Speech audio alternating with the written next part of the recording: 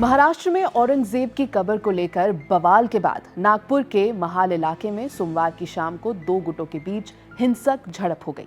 इस दौरान उपद्रवियों ने कई गाड़ियों को आग के हवाले कर दिया। एक्शन लेते हुए कई जगह कर्फ्यू लगा दिया गया है। लेकिन औरंगजेब का मुद्दा वापस चर्चा में कब आया? क्या है इसका महाराष्ट्र से पुराना नाता? आज इस रिपोर्ट में महाराष्ट्र की राजनीति और औरंगजेब के रिश्ते की कहानी। नमस्कार, मेरा नाम है श्वेता शर्मा। आप देख रहे हैं एबीपी लाइव।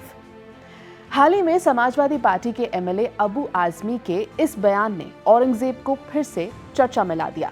सत्ता और संपत्ति के लिए संघर्ष करते थे। उनका वो धर्म के नाम पे उनका कोई काम नहीं था कि धर्म हिंदू करो मुस्लिम करो।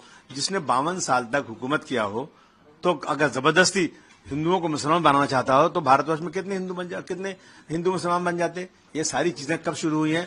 1857 की गदर में जब मंगल पांडे ने बलिया से इस लड़ाई शुरू करी तो उसका साथ देने वाले सबसे पहले मुसलमान थे, बहादुर शाह जफर। अंग्रेजों को लगा ये हिंदू मुस्लिम साथ रहेंगे तो हम आजादी की लड़ाई, हम इस लड़ाई में यहाँ राज नहीं कर सकते हैं। इन्होंने इस तरह हिस्ट्री को बदनाम शुरू किया।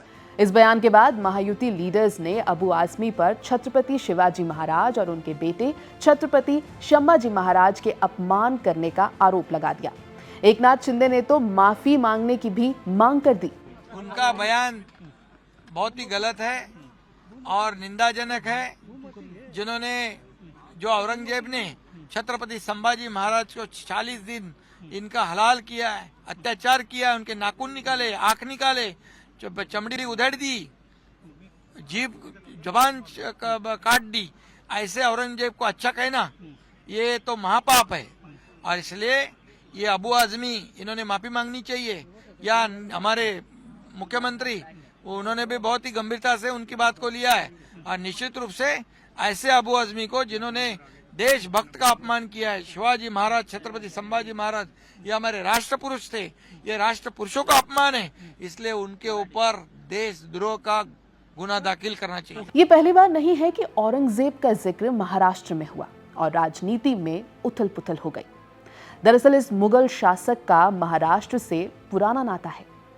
मुही अल दीन मोहम्मद यानी औरंगजेब, इसने भारत पर 49 साल राज किया। आखिरी के 25 साल उस इलाके में गुजारे जिसे आज महाराष्ट्र के नाम से जाना जाता है। औरंगजेब का शासन इसीलिए हर किसी की जबान पर है क्योंकि औरंगजेब और मराठाओं के बीच सबसे खतरनाक युद्ध हुआ था। मराठाओं ने मुगल एम्परर के शासन पर हमेशा के लिए फुल स्टॉप लगा दिया था। यह महाराष्ट्र के इतिहास में एक अहम पन्ना है।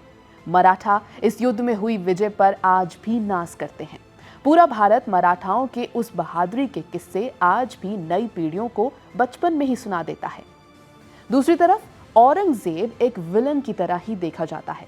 इस मुगल शासक से नफरत तब हो गई जब छत्रपति शिवाजी महाराज के बेटे छत्रपति संभाजी महाराज को पकड़ने, प्रताड़ित करने और फिर मारने की खौफनाक हकीकत सामने आई। इसलिए औरंगजेब और महाराष्ट्र का रिश्ता काफी पुराना है।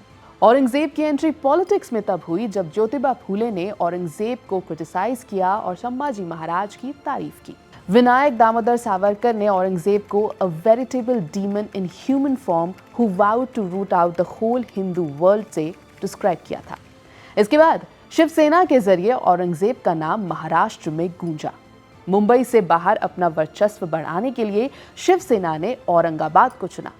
बाल ठाकरे ने मराठा और मुगलों के युद्ध की याद फिर से दिला दी और इसी की वजह से औरंगाबाद म्यूनिसिपल कॉर्पोरेशन में शिवसेना सत्ता में आ गई थी। सिविक पोल्स के बाद बाल ठाकरे ने मार्मिक में लिखा था, For 300 years, the ghost of Aurangzeb has haunted this country. After 300 years, history has repeated itself and the Mard Marathas have buried Aurangzeb in the same soil of Aurangabad. उसके बाद शिवसेना ही पहली पार्टी थी जिसने औरंगाबाद का नाम बदलकर संभाजी नगर करने की बात कही। 1995 में एएमसी ने एक रेजोल्यूशन भी पास किया, लेकिन लीगल चैलेंजेस के चलते ये नहीं हो पाया। शिवसेना के कांग्रेस और एनसीपी के साथ विलय के बाद बीजेपी औरंगजेब का मेन क्रिटिक बनकर उभरी है। 2022 में सरकार गिरने से जस्ट पहले उद्धव ठाकरे ने औरंगाबाद को संभाजी नगर बनाने की बात कही। उसके बाद बीजेपी बैक्ड एकनाथ शिंदे सरकार आई और उन्होंने कहा कि औरंगाबाद को संभाजी नगर नहीं जबकि छत्रपति संभाजी नगर कहा जाएगा। औरंगाबाद से रिलेटेड कई कंट्रोवर्सीज भी हैं। मई 2022 में AIMIM लीडर अकबरुद्दीन ओवैसी औरंगजेब की कब्र पर गए थे। इसकी वजह से बवाल हुआ था। 2023 में कई मुस्लिम यंगस्टर्स को अरेस्ट किया गया था क्योंकि उन्होंने औरंगजेब और छत्रपति शिवाजी महाराज के बीच कंपैरिजन्स वाले पिक्चर्स अपलोड कर दिए थे। तब के डिप्टी CM देवेंद्र फडणवीस ने औरंगजेब की औलाद से कंट्रोवर्सी को जन्म दे दिया था। कोल्हापुर में कम्युनल टेंशन हुई कुछ सोशल मीडिया पोस्ट के चलते। वंचित बहुजन आघाड़ी के प्रेसिडेंट प्रकाश अंबेडकर भी औरंगजेब की कब्र पर पहुंचे थे और कंट्रोवर्सी को जन्म दे दिया था। आज की रिपोर्ट में इतना ही। आप ABP लाइव को सब्सक्राइब करना ना भूलें।